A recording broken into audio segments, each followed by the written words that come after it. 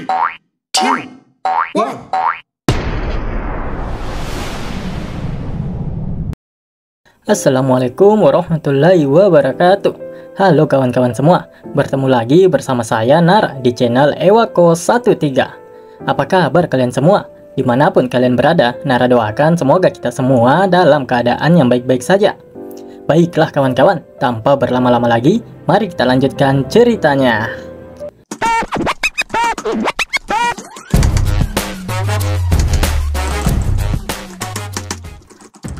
Setelah Damho membunuh Sokwang, kedua rekannya langsung melarikan diri. Damho hanya menatap mereka pergi karena berniat untuk mengikutinya hingga ke markas mereka. Damho terus mengikuti mereka dengan tenang, entah sudah berapa lama mereka pergi. Suara menakutkan yang membuat bulu kuduk mereka berdiri bergema di seluruh hutan. Namun itu tetap tidak menghentikan langkah Damho untuk terus maju menyusuri hutan. Bau yang memuakkan merangsang indera penciuman Damho. Ini asap beracun, gumam Damho. Hanya dengan menciumnya saja sudah membuat kepalanya berdenyut-denyut. Damho mengaktifkan teknik Dark Soul Heart untuk memblokir energi eksternal dan mengambil langkah maju. Semakin banyak langkah yang Damho ambil memasuki ke dalam hutan, semakin kuat aroma racun yang tercium. Tidak tahu sudah berapa jauh Damho masuk ke dalam hutan, tapi tidak menemukan seorang pun di sana. Yang ada hutan di depannya seakan menggeliat. Betapa terkejutnya Damho ketika mendapati ribuan ular yang menumpuk seakan membentuk gunung ular itu sendiri. Di tengah-tengah ular itu seorang pria tua sedang duduk bersila. Tentu saja dia adalah Sawuyun, sang kaisar racun surgawi. Ini mungkin merupakan pemandangan yang mengerikan. Namun bagi Damho itu adalah pemandangan yang sangat aneh. Tidak mungkin tamu penyambutan datang ke tempat berbahaya seperti ini. "Siapa kau?" tanya Sawuyun pada Damho. Itu dia, orang ini yang membunuh semua rekan kita, teriak si botak yang muncul tidak jauh dari Damho.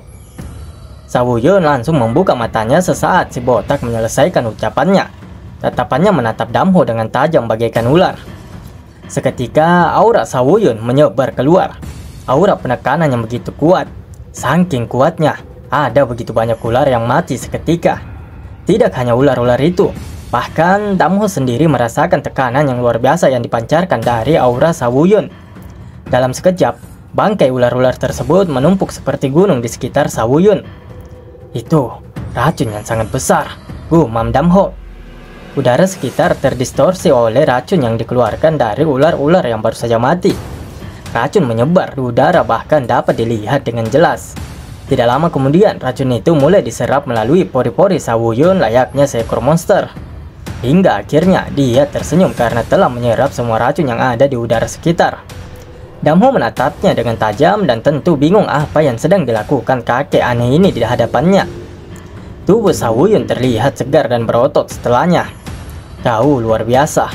Bahkan dalam racun Sawuyun ini, kau masih bisa berdiri. Siapa kau? Tanya Sawuyun. Fish Demon, ucap Sawuyun lagi. Jadi, kultus ilahi menyebutmu sebagai kaisar racun surgawi? Tanya Damho. Alih-alih menjawab pertanyaan Damho, Sawuyun mengatakan bahwa ternyata Damho lah yang penyebab anak buahnya tidak kembali.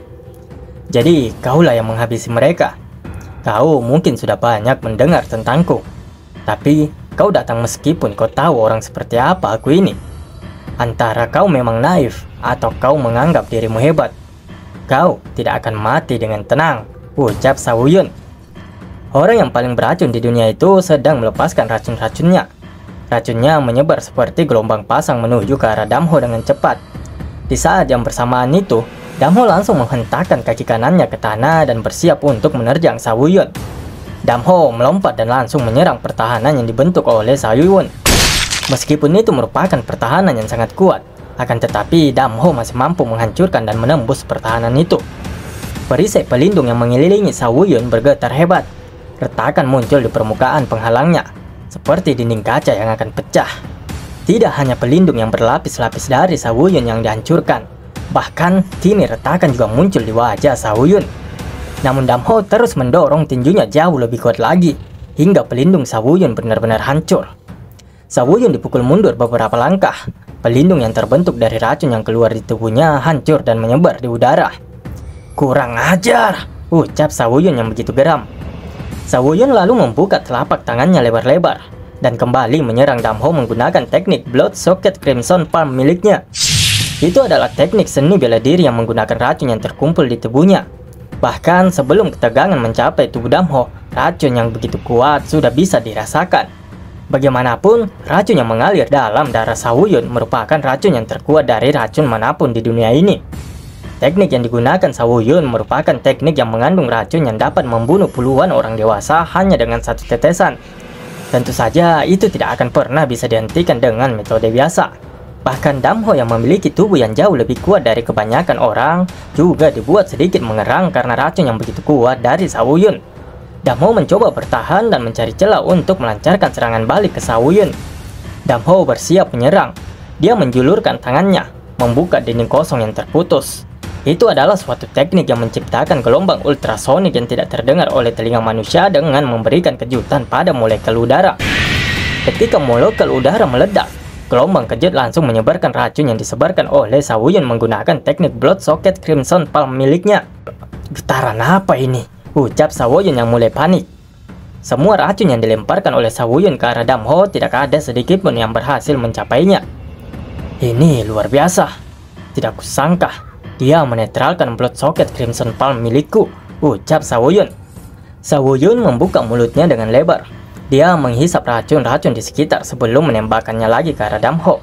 Dia membuka teknik kaisar racun surgawi, versi pamungkas dari Blood Socket Crimson Palm. Sawuyun langsung melepaskan tekniknya itu. Energi berbisa yang berdiam di mulutnya menyebar bersama nafasnya. Teknik racun surgawi mencekik segala sesuatu di sekitarnya termasuk Damho. Teknik racun itu begitu kuat hingga bahkan Damho dibuat kesulitan untuk bernafas. Damho kemudian memblokir racun-racun yang menyebar di sekitarnya dengan menutup mulut dan hidungnya. Tapi dia bahkan tidak bisa membuka matanya di tengah-tengah kabut racun itu. Damho berusaha menenangkan dirinya dalam situasi yang tidak menguntungkan ini. Dia menutup matanya, mencoba untuk fokus. Dan sesaat kemudian, cahaya benar-benar menghilang dan hanya ada kegelapan yang muncul. Terlihat Damho yang hanya berdiri diam dan menutup matanya. Dia telah hidup dalam kegelapan selama 12 tahun lamanya. Dia bisa mengetahui lingkungan sekitar hanya dengan merasakan pergerakan udara. Perlahan dia kemudian mengangkat tangannya. Bersamaan dengan semakin tingginya Damho mengangkat tangannya, ledakan energi meledak darinya dan langsung menyerang musuh di udara kosong. Ledakan energi. Beraninya kau melawanku dengan hal seperti itu, ucap Sawuyun. Damho menampar udara kosong di hadapannya dan sekali lagi menciptakan sebuah ledakan energi di udara. Ledakan energi macam apa ini? Rasanya seperti dipukul dengan palu, ucap Sawuyun yang goyah dan tekniknya terhentikan. Melihat Sawuyun yang terdorong mundur akibat ledakan energi barusan, tentu tidak akan disia-siakan oleh Damho dan dengan cepat dia menerjang ke arah Sawuyun. Rambut hitam berterbangan tertiup angin. Di antaranya cahaya tajam dari dua mata Damho bersinar. Dan aura membunuh yang luar biasa melahap dari segala penjuru. Orang biasa akan ragu-ragu dan mundur hanya dengan melihat Damho. Tapi Sawuyun bukanlah orang biasa. Lampu hijau menyala di sekujur tubuhnya dan dia menciptakan ki racun surgawi. Itu merupakan lapisan energi kuat yang terbuat dari racun. Sawuyun juga mengedarkan energinya di tangannya untuk melancarkan sebuah serangan ke Damho. Terlihat aura membunuh yang begitu kuat dari Damho, serta energi racun surgawi yang sangat kuat menyebar memenuhi area tersebut.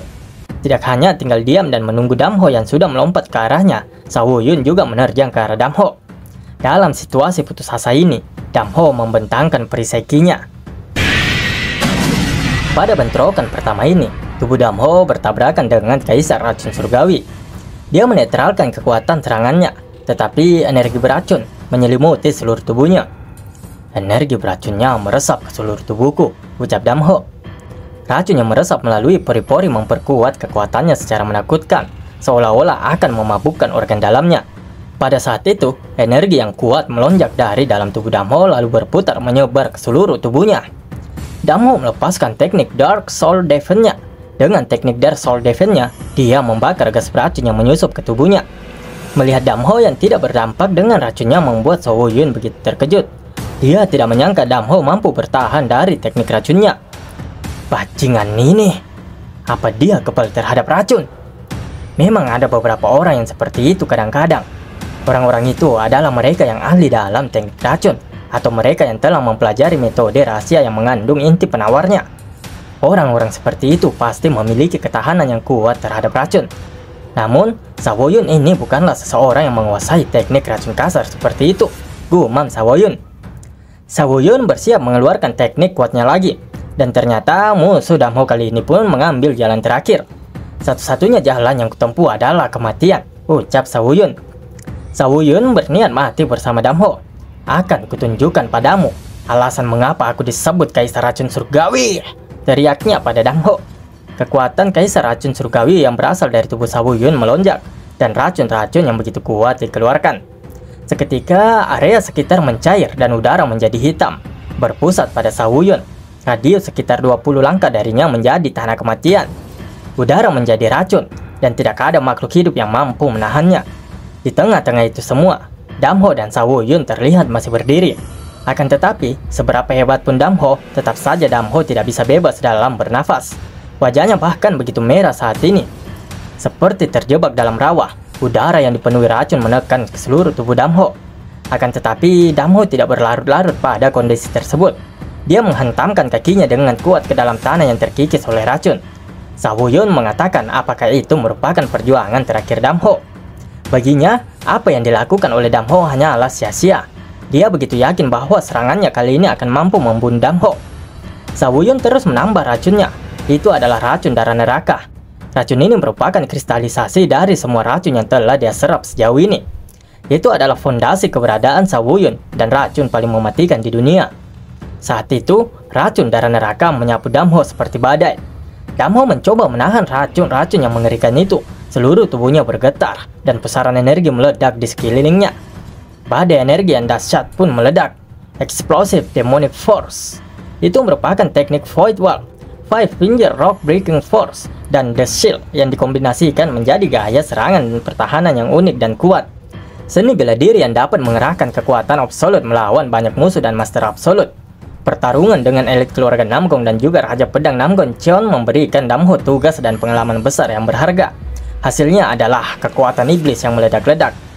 Damho dengan menggunakan kekuatan iblis eksplosif maju menerjang Sawoyun. Begitu pula Sawoyun yang melepaskan racun darah neraka. Hingga tatapan mereka berdua bertemu di udara. Bentrokan dua kekuatan yang begitu kuat terjadi. Baik Damho maupun Sawoyun kini telah saling melewati satu sama lainnya. Diperlihatkan dari ekspresi Damho yang sepertinya tidak mendapat efek yang parah dari serangan Sawoyun dan hanya melirik ke belakang ke arah Sawoyun. Namun, sebaliknya, kondisi dari Sawoyun begitu berantakan. Dan, Sawoyun dari kultus demonik, orang yang menggunakan racun hanya untuk memuaskan kesenangannya sendiri, kini menemui ajalnya. Kini matilah sumber dari racun yang telah membunuh begitu banyak orang. Tidak diketahui apakah Dr. Ryun berhasil menyelamatkan penduduk desa. Namun, Nara bisa yakin jika dia juga berhasil dengan tugasnya. Meskipun ketegangan di tempat Damho dan Dr. Ryun telah selesai, namun di Zaozu ketegangan semakin menjadi-jadi. Pertempuran antara kedua belah pihak terus berlanjut. Begitu pula dengan Deng Chonso dan juga Hyun Gum yang masih bertarung satu sama lainnya. Mari kita lihat seberapa hebat pedang pertama Gunung Hua, ucap Deng Chonso. Aku tidak akan mengecewakanmu, balas Hyun Gum. Hahaha, inilah yang tunggu-tunggu. Bacot, balas Hyun Gum. Deng Chonso menyuruh Hyun Gum untuk berhenti bermain-main dan menunjukkan kemampuannya yang sebenarnya. Jika kau memang ingin mati, maka matilah kau, teriak Deng Chonso. Kemampuanmu tidak hanya sebatas ini kan, balas Hyun Gum. Tidak hanya di pusat Zaozu, bahkan di depan pavilion tempat Master Hyunseo tinggal, pertarungan juga terjadi dan terus berlanjut. Ada apa ini? Mengapa di luar begitu ribut? Para pendeta pasti sangat khawatir, ucap Cho Yun Won yang baru mendengar keributan di luar pavilion. Dia ingin keluar untuk mengecek situasinya, namun dia tidak bisa lari keluar dan meninggalkan Master Hyunseo bersama dengan anak-anak itu sendirian. Sementara Master Hyunseo hanya bisa menenangkan anak-anak itu. Apakah yang datang menyerbu itu kultus demonik? Tanya Master Hyunseo. Jangan khawatir, aku akan melindungi tempat ini, ucap Cho Yun Won, dan tentu saja Master Hyunseo sangat berterima kasih.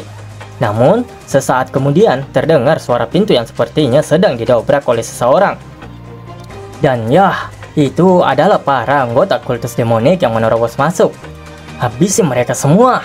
Jangan biarkan satu orang pun ada yang hidup, ucap mereka dan langsung melompat ke arah Cho Yun-won. Cho Yun-won memperkuat kuda-kudanya dan bersiap melayangkan tinjunya. Aik Emperor Divine Fist Cho Yun-won mendarat tepat di perut kultus demonik. Satu persatu mereka ditinju keluar oleh Cho Yun-won. Cho Yun-won bertekad untuk menjaga satu tempat ini dan tidak akan membiarkan siapapun musuh yang melewatinya.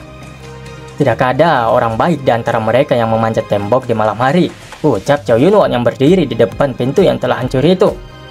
Anggota kultus demonik itu mengatakan bahwa semua orang yang hidup dan bernafas di Zaozu harus dihabisi, terutama bagi mereka yang menolak dan melawan. Omong kosong. Selama aku di sini, tidak ada yang bisa memasuki tempat ini, balas Cho Yun-won. Para anggota kultus demonik tidak gentar. Mereka maju menyerang bersamaan. Mereka tidak akan melunak hanya karena di hadapan mereka adalah anak-anak. Bagi anggota kultus demonik, semua orang di sini harus dihabisi. Pemandangan yang kacau balau ini membuat para anak-anak menjadi semakin ketakutan. Master Hyunseo juga tidak bisa melakukan apapun selain mencoba menenangkan anak-anak itu. Baiknya bagi mereka karena Cho Yun-won bersedia tetap tinggal di tempat itu untuk melindungi mereka. Anggota kultus demonik meyakini kelemahan Cho Yun-won merupakan anak-anak itu. Mereka akan menerobos masuk dan menghabisi Master Hyunseo serta anak-anak tersebut terlebih dahulu. Mereka adalah tipe orang yang perlu melihat kekuatan Aik Emperor Divine Fist agar mereka menyerah. Sudah aku bilang, selama aku menjaga tempat ini, kalian semua sama sekali tidak bisa masuk. Tinju yang besar itu dikepalkan, bersiap menghajar siapapun yang berani mendekat. Kita bergeser sedikit keluar gerbang, di mana terlihat So Cheon dan Yum Yu-geong yang juga telah tiba di Zaozu. Yum Yu-geong sebenarnya tidak menyangka kalau So Cheon juga sampai di tempat ini. Dia menanyakan apakah kehadirannya itu adalah perintah dari pimpinan kultus. Gadis suci, itu benar, jawab So Cheon-san. Yum Yu-geong tentu menjadi panik. Bagaimanapun teknik tekanan yang dikeluarkan oleh So Cheon-san tidak membedakan kawan maupun lawan. Jika kau tidak berhati-hati, tidak hanya seniman bela diri yang hebat, tetapi juga para pejuang kultus demonik dapat dipukuli sampai mati, gumam Yum Yu-geong. Teknik Tenli Reaper yang membabi buta membuatnya khawatir. Pada dasarnya, dia juga tidak ingin ada begitu banyak korban jatuh, baik itu dari pihak Aliansi Murim maupun kultus demonik itu sendiri. Dia mengingatkan So Cheon-san jika dia melangkah, maka akan terlalu banyak orang yang akan mati. Aku tahu betul apa kekhawatiran gadis suci ini. Tapi kamu jangan khawatir. Aku baru saja memperoleh pencerahan dan mampu mengendalikan energi Yin dengan baik. Tidak akan ada insiden prajurit kultus kita dirugikan oleh energi Yin, ucapnya sembari berjalan memasuki Zaozu. Yum Yu-geong tidak bisa melakukan apapun untuk menahannya. Dia bergumam sudah sejauh mana tindakan pemimpin kultus sebenarnya. Jika terus begini, baik itu kultus Defen maupun Murim di dataran tengah tidak akan mampu menghindari bencana. Yum Yu-geong berniat untuk pergi mencari pemimpin cabang Zaozu dan memperingatkannya sebelum So Cheon mengeluarkan teknik pemusnahan 10 linya. Akan tetapi, saat dia baru ingin melangkahkan kakinya, terdengar suara yang menyuruhnya untuk berhenti. Apa kau berasal dari kultus demonik? Tanya Haiso. Kau adalah middle flower dari Haiso Wolf. Dan siapa kau? Tanya Haiso lagi. Akan tetapi, alih-alih menjawab pertanyaan Haiso, Yum Yu-geong berlari menuju Haiso Wolf. Begitu pula dengan Haiso Wolf yang berlari ke arah Yum Yu-geong. Lalu bentrokan pedang kedua wanita itu pun terjadi. Percikan api bahkan berterbangan di udara karena pedang keduanya. Sudah kuduga, ucap Yum Yu-geong. Sementara itu, Haiso tidak langsung menebasnya dan hanya menodongkan pedangnya di leher Yum Yu-geong. Yum Yu-geong mengayunkan pedangnya dengan ganas. Di saat yang bersamaan, bibirnya dicentikkan. Di saat pertarungan keduanya berlanjut dengan sengit, Yum Yu-geong juga mengiringkan telepatinya yang menembus banyak telinga orang di area pertempuran. Dia mengatakan kalau Tenli Reaper, So Cheon-san akan segera mengeluarkan energi Yin-nya. Dia memperingatkan jika orang yang memiliki energi dalam yang lemah, meridian jantungnya akan meledak dan mati. Oleh karena itu, dia memperingatkan untuk cepat membawa orang-orang lemah dan kabur dari tempat ini. Dia menegaskan jika tidak ada waktu untuk menunda-nundanya. Mendengar suara yang masuk di telinganya, tentu Haiso bingung. Dia bertanya-tanya mengapa suara itu ditujukan padanya. Meskipun sebenarnya yang terjadi adalah tidak hanya Heiso saja yang dikirimkan pesan suara itu. Yum Yu-Gyeong masih melanjutkan perkataannya. Saat So Cheon-san melepaskan energi yin-nya, neraka akan terjadi di tempat ini dan mereka tidak akan ada waktu lagi. Kita harus menghentikan berubahnya seluruh tempat ini menjadi neraka. Kita harus evakuasi secepat mungkin. Kalimat terakhir Yum Yu-Gyeong dan lalu pergi meninggalkan Heiso. Sementara itu, di sisi lain Zhao Zu terlihat sekelompok orang yang panik menunggu bantuan yang tidak juga kunjung tiba. Gerbang timur dan gerbang utama bahkan sudah dibobol dan dalam keadaan yang berbahaya juga. Mereka harus mengirimkan bantuan juga ke sana secepat mungkin. Ada sekte 100 pertempuran. Minta bantuan dari mereka, ucap manajer cabang Zhao Zu, Gong Sun Jang. Bawahannya mengatakan bahwa sekte 100 pertempuran saat ini mereka sedang menjaga pavilion. Marah tentu si Gong Sun itu dan menanyakan siapa yang ada di sana. Bawahannya mengatakan kalau itu adalah tetua Hyunso dan anak-anak dari sekte Gunung Hua. Apa? Brengsek! Mengapa mengikut sertakan orang tua yang tidak berguna? Ucapnya yang begitu marah. Semoga kau mati bangke. Tak lama kemudian Heiso tiba di tempat itu dan menyampaikan informasi yang baru saja dia dengarkan. Semakin marah dan panik tentu pemimpin cabang ini kawan-kawan. So Cheon-san, itu berarti dia si pembunuh semua orang dalam jarak 10 li menggunakan energi yin-nya. Ucapnya dan dibenarkan oleh Heiso. Kalau begitu, bukankah ini masalah besar, balas Gong Sun. Heiso mengatakan kalau mereka harus segera memindahkan semua orang yang kemampuan bela dirinya lemah untuk mundur ke belakang. Jika So Cheon-san mengeluarkan energi yin, mereka akan menjadi orang pertama yang mati. Gong Sun menolak saran itu. Menurutnya, saat ini situasinya sangat mendesak, bahkan mereka memerlukan cakar kucing. Heiso sekali lagi memperingatkannya kalau So Cheon-san pasti akan mengeluarkan energi yin, dan kekuatan yang dikeluarkan pasti akan sangat besar.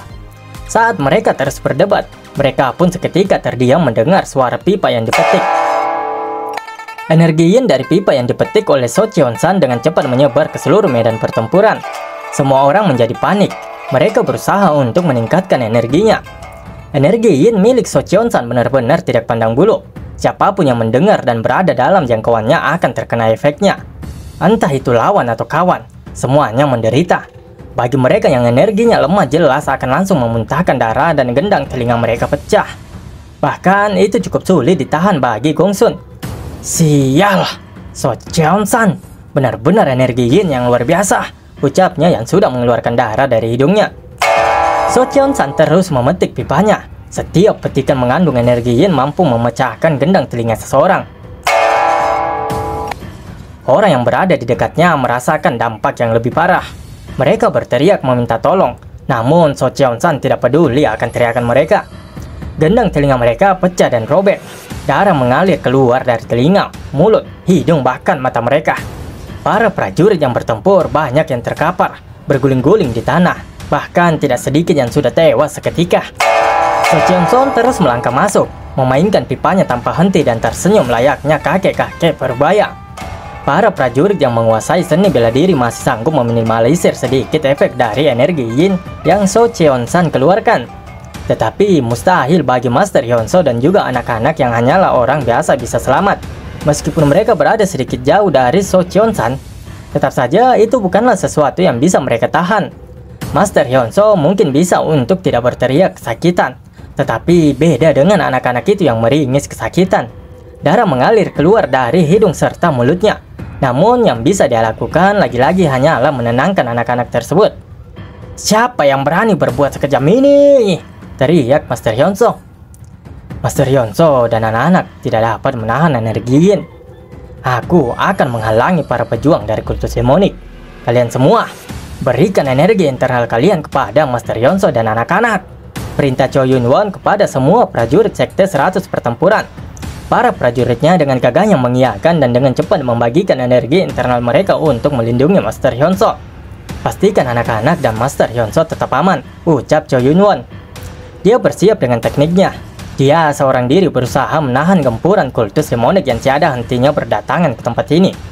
Saat prajurit kultus demonik itu sudah sangat dekat dengan Cho Yun-won, mereka seketika kehilangan keseimbangan karena energi yin yang semakin kuat dikeluarkan dan menghantam mereka. Intervensi satu orang ini saja sudah membuahkan hasil yang di luar imajinasi. So Cheon-san pun telah tiba di tengah-tengah medan perang. berdiri sembari terus memetik pipanya. Deadly Annihilation Sound, energi yin yang dikatakan dapat memusnahkan semua makhluk hidup dalam jarak 10 li dilepaskan melalui tangannya. Ini semua demi kultus ilahi. Jika membunuh 1000 orang bisa menciptakan dunia untuk pemujaan dewa, aku akan menanggung aibnya sendirian, ucap Socheon-san. Tangan Socheon-san kembali bergerak dan dia lagi dan lagi memetikkan pipanya. Nara tahu apa yang kawan-kawan pikirkan. Ya, pasti lagi nyari si Damho itu. Sama sebenarnya, Nara juga nungguin Damho. Kenapa dia belum sampai-sampai? Tapi dimaklumi aja ya kawan-kawan, soalnya si Damho tidak lagi ada di Zaozu. Dia mungkin sudah berada di perjalanan menuju Zaozu setelah membunuh kaisar racun surgawi dari kultus demonik. Ya, bagaimanapun Damho itu tidak punya kekuatan teleportasi ya kawan-kawannya. Jadi dimaklumi aja lah. Ya, nikmati aja dulu si kakek-kakek satu ini bermain Jaipong. Ya, ndak lama juga pasti dia mokat. Dan juga video kali ini sampai di sini saja. Loh, kok Min gantung nih? Kok gantung sekali lagi ujungnya? Ya, mau gimana lagi ya kawan-kawan? Soalnya sini nih yang paling tepat buat berhenti. Ya, pasti kawan-kawan tahu lah kenapa Nara sulit buat video yang durasinya tuh panjang banget ya. Apalagi kawan-kawan yang sudah lama ikuti Nara, pasti capek juga dengar Nara curhat. Tapi kawan-kawan semua tenang aja, soalnya Nara pasti langsung upload setelah video ini. Ya, tunggu aja lah pokoknya. Maka dari itu, Nara ucapkan mohon maaf kepada kawan-kawan dan terima kasih banyak. Saya Nara, Ewaku 13. Assalamualaikum warahmatullahi wabarakatuh.